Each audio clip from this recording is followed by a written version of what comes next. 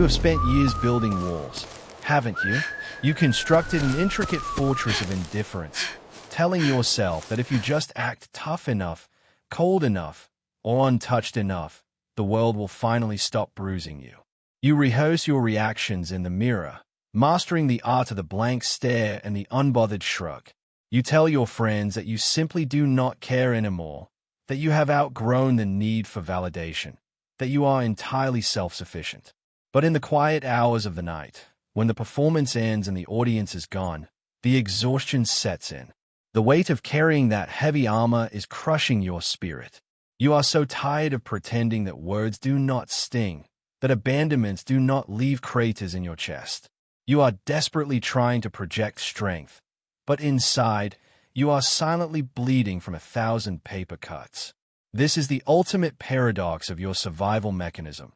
The more you try to become utterly untouchable, the more fragile your foundation actually grows. There is a brutal reality that no one wants to admit about emotional numbness. As long as you try to avoid pain, it will dictate every single decision you make. You think you are protecting yourself by shutting down, by preemptively leaving relationships before you can be left, by staying silent when you should speak up. You believe you are exercising control. But avoidance is not control. It is captivity. You are living as a hostage to the very things you refuse to feel. Every word that hurts you, every action that disappoints you, every silence that drives you mad. They hold absolute dominion over your peace of mind.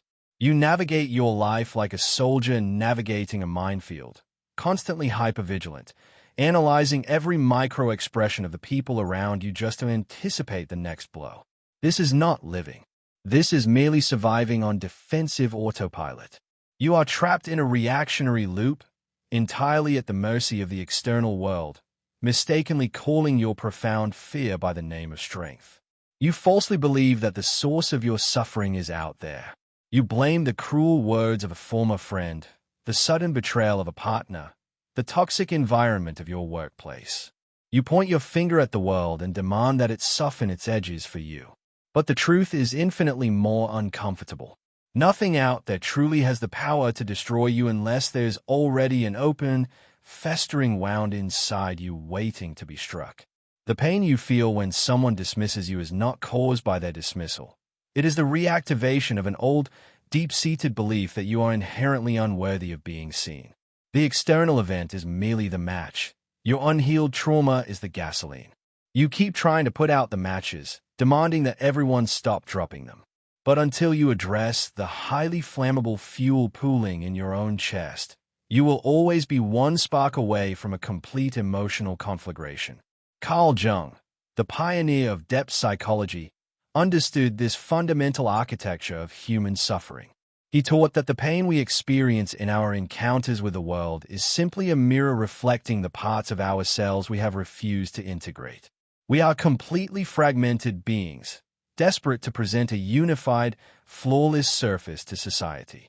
When a specific comment shatters you while leaving the person next to you entirely unaffected, it is not because the comment was objectively lethal. It is because that specific word found a home in your unacknowledged insecurities. It struck the exact chord of a song you have spent your entire life trying to silence. You suffer profoundly because you stubbornly believe you can orchestrate how the universe treats you. You operate under the delusion that if you are just good enough, smart enough, or compliant enough, you will purchase immunity from the cruelty of others. But this transactional view of existence is a lie that keeps you perpetually anxious. This brings us to the dark, uncharted territory of your psyche, the unconscious. The greatest deception you have ever sold to yourself is the idea that you are the conscious author of your own life.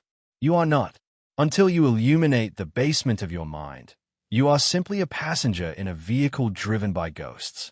The anger that erupts from you out of nowhere, the sudden wave of despair that ruins a perfectly good afternoon, the toxic relationships you repeatedly attract like a magnet, none of these are random accidents. They are deliberate, urgent messages broadcast from the parts of your soul you have exiled. The unconscious is not merely a passive storage closet for bad memories. It is a living, breathing, active force. It is an entire ecosystem of repressed desires, forgotten traumas, and terrifying fears. Because, psychologically speaking, it is a death. But it is only in the barren soil of this complete ruin that a genuine, unshakable identity can finally take root. When your certainties are entirely deconstructed, when your grand plans evaporate, when pain strips away your carefully rehearsed performance, you are granted a terrifying gift. You are finally forced to look at yourself naked, without the titles, without the relationships, without the protective layers of your social persona. In this exact moment of total vulnerability, suffering transitions from a curse into something incredibly sacred. It brings your pride to its knees. It forces you to surrender the exhausting illusion that you were ever the master of the universe. Most people run away the moment they reach this dark valley.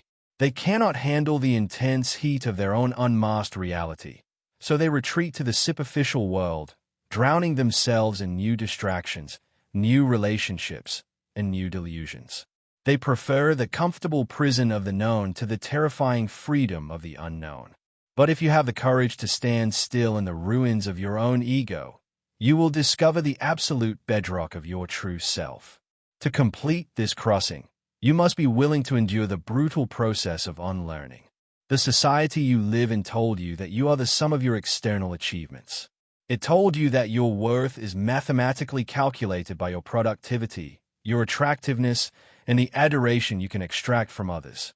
You must now actively, violently reject every single one of those metrics.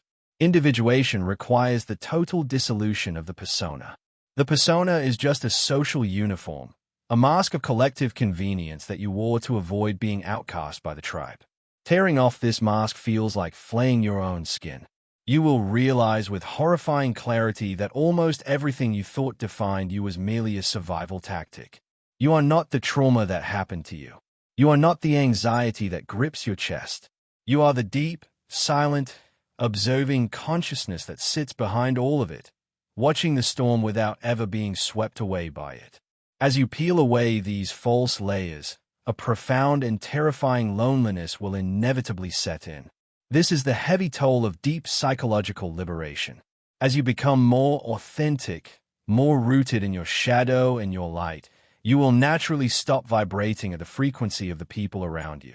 You will no longer possess the energy to engage in superficial complaints, petty dramas, or the desperate mutual validation that defines most human relationships.